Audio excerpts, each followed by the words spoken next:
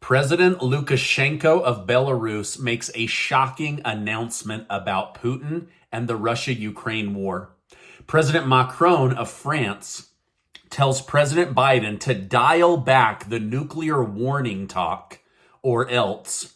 Russia fires dozens of missiles at Ukraine using Iranian drones, and newly leaked audio from Capitol Police reveals former President Trump may have had no idea the Capitol was under attack on January 6th.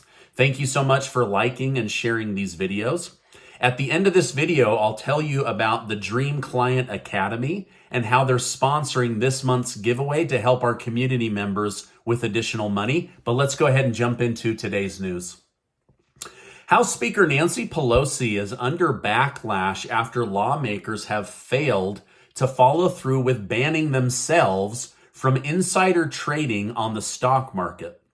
Pelosi reportedly planned to bring the legislation to the floor for a vote, but then chose not to because she worried the vote wouldn't pass.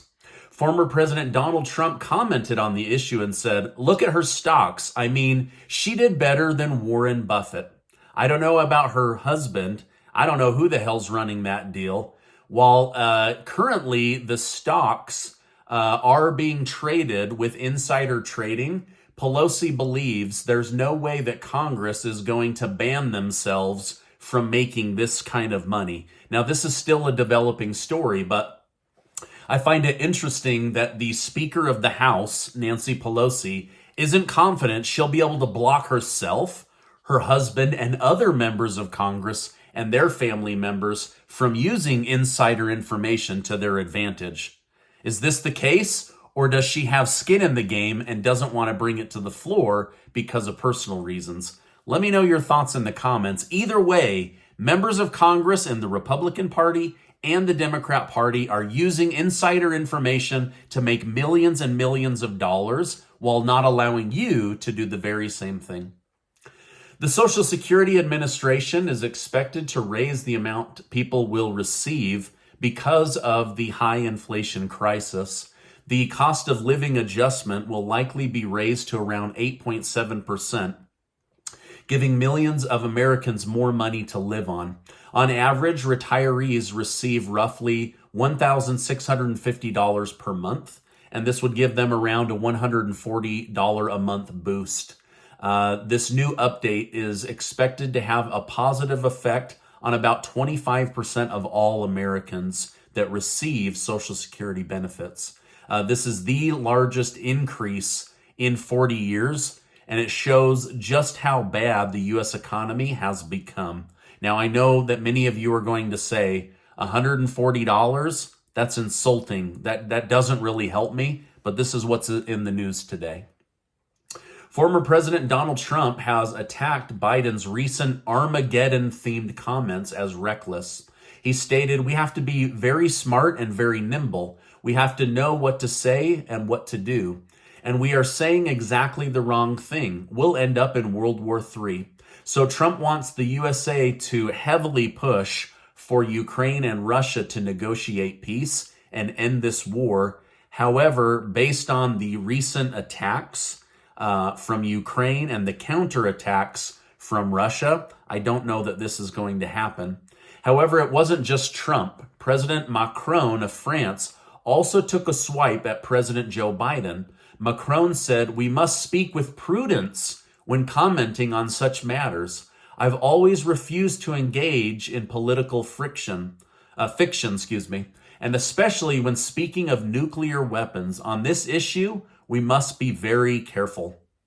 So President Macron is becoming increasingly worried about the casual talking points of nuclear war from leaders in the United States and commented publicly against the president, saying, "Do not do this. Do not be casual when it comes to speaking about nuclear war."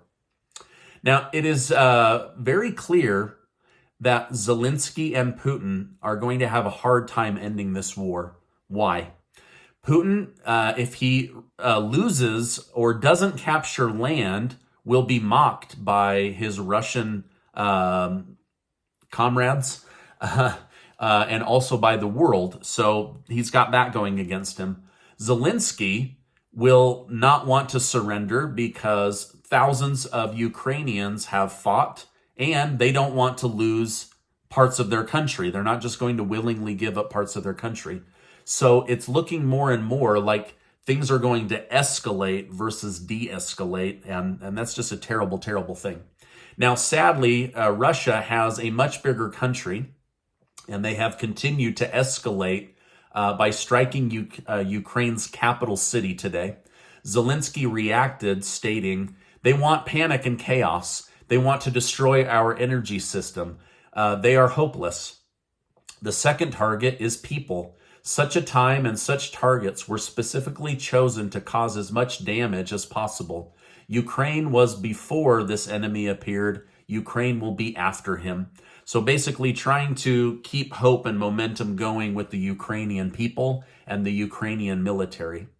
However, over the weekend, Ukraine carried out a mission and exploded a long line of gas tankers on a vital Russian bridge in Crimea. Unfortunately, 3 civilians were killed. So now Vladimir Putin is calling this an act of terror and says that he will escalate the situation. And we know he did that because of the missiles that were launched on close to a dozen cities in the last 24 hours. Now, here's why this is a big deal. Before, countries like China and India, who are major trade partners with Russia, could say, please seek for peace, let's end this conflict, because it was somewhat one-sided. Now, however, with Ukraine attacking within the borders of Russia and killing innocent people, they've now lost their leverage. So Putin will now be able to push back on India and Russia and say, our people have been murdered. There's been acts of terror. We are now justified in escalating the war. So I'm in no way defending Putin. I'm just letting you know that there are a lot of chess pieces on the board that are moving right now, and it's heading in a scary direction. But here's where it gets scarier. Russia has now attacked, and Ukraine has made legitimate threats against Russia's ally, Belarus. Up to this point, Belarus has been on alert, but they've been neutral. Well, now, President Aleksandr Lukashenko of Belarus has now activated the Belarusian military to help defend Russia and join forces with Putin on the north side of Ukraine. Lukashenko says Ukraine has now threatened Belarus, and they will retaliate with military force. Belarus also condemned the bridge attack on Russia and said they have private intel that Ukraine plans to attack Belarus as well. Now, Ukraine is trying to get word to Belarus that they don't want any trouble and to stay out of the war. However, Lukashenko of Belarus seems like he has been waiting for just the right opportunity to back Russia and Vladimir Putin. And now with this attack on the bridge, they have that justification. So this military operation just escalated to a multi-country, multi-military war with Belarus and Putin and Russia joining forces to now attack Ukraine, who is backed by NATO. So can you see how more and more countries are getting involved? This is how a world war gets going. Poland has now issued a warning for all Polish citizens to immediately evacuate Belarus and Russia, citing that something big is coming. Now, to make matters worse, the missiles that hit the capital of Kyiv in the last 24 hours, they were fired from land units, but also Iranian drones that I told you about a month ago. However, they were fired over the country of Moldova. Now, Moldova is warning Russia to never send ballistic missiles over our sovereign territory ever again, or you will pay the price. So now Moldova is threatening Russia for Russia sending missiles over Moldova to hit Ukraine. So again, there's just so many moving pieces on this chessboard right now. Now, I've been trying to share with you that the Russian Federation Army isn't super strong, but they are stronger than what the U.S. media is letting on, and they have the ability to decimate Ukraine with ballistic missiles that can be fired from hundreds of miles away. Missile attacks like what we just saw in the last 24 hours. So they've proven they have this capability to drop hand-to-hand combat and combat from tanks and start just using missile warfare over and over again to hit targets. Well, the stock market is holding neutral today. The Dow Jones is up, but just barely, and the S&P 500 are down, but just barely. Gold and silver are also slightly down, but expected to have a big recovery in 2023. And I'm going to tell you about one of my favorite stocks later this week. And then also later this week, I'll tell you about another stock that I think you should keep an eye on. Now, many oil stocks are down on the OPEC reduction news, but many analysts believe those energy stocks will bounce back quickly. So just something to be aware of. Chase Bank CEO Jamie Dimon says he fully expects, based on current policy and current economic data, that it will lead to a recession in 2023, and that no change to the definition of recession will be able to deny that the United States is in fact in a recession. Hedge fund manager Cathie Woods penned an open letter to the Federal Reserve pointing out their policies weren't slowing inflation, but were in fact destroying the stock market, Americans' 401ks, and IRA retirement accounts. She's basically telling them, you need to back off. She said the aggressive rate hikes will only continue to hurt the stock market and the U.S. economy, and asked central banks to look into their data better to see how these rate hikes are hurting more than they are helping. Now, according to new news reports, the cartels in Mexico were making $500 million a year in 2018. Now, with a soft U.S. southern border, they are making $13 billion a year. So 500 million to 13 billion. That's a 2,500% increase thanks to human trafficking and drug movement across the southern border. To say there isn't a crisis at the U.S. southern border now is to be naive or willfully blind. There is a massive crisis on the southern border. Senator Bernie Sanders says he is now officially worried about the Democrat Party. He said they are too focused on abortion and not focused enough on inflation and the U.S. economy.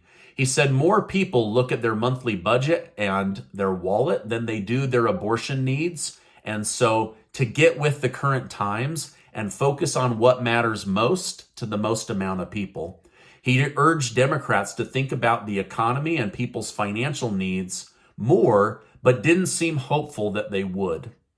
Now, according to newly leaked tapes to CNN, former President Donald Trump may not have known the Capitol was under attack on January 6th. We now know that after his speech, he tried to go down to the Capitol and became angered and was taken back to the White House.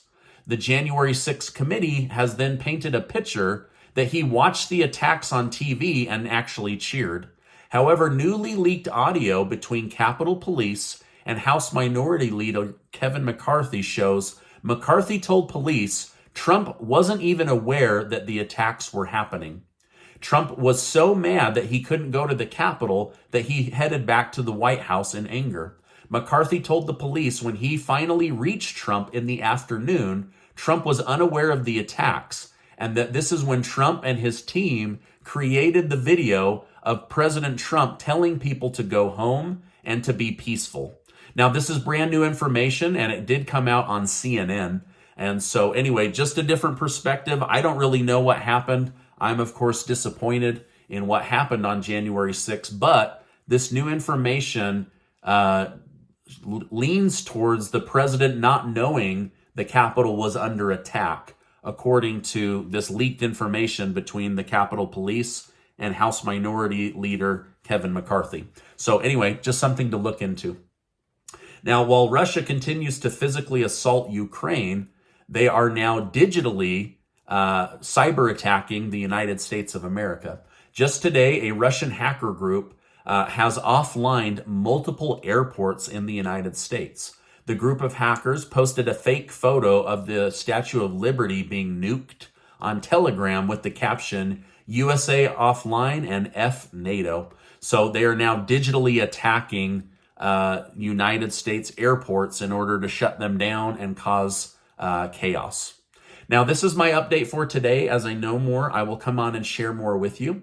Make sure to take 20 seconds to go register to be one of the winners of the $8,000 in prizes and cash that Casey and I are giving away thanks to generous video sponsors. 40 of you are going to win one of the Freedom Lover hoodies and up to $500 in cash, and I'll make sure to leave a link below. I also want to thank Alex at Dream Client Academy for agreeing to sponsor the next year of giveaways with monthly donations. Alex says that he was watching the channel and was so impressed that his company wanted to be involved in financially helping people right here in my YouTube community. Now, if you own a business, you need to do a one-on-one consultation with Alex and his team.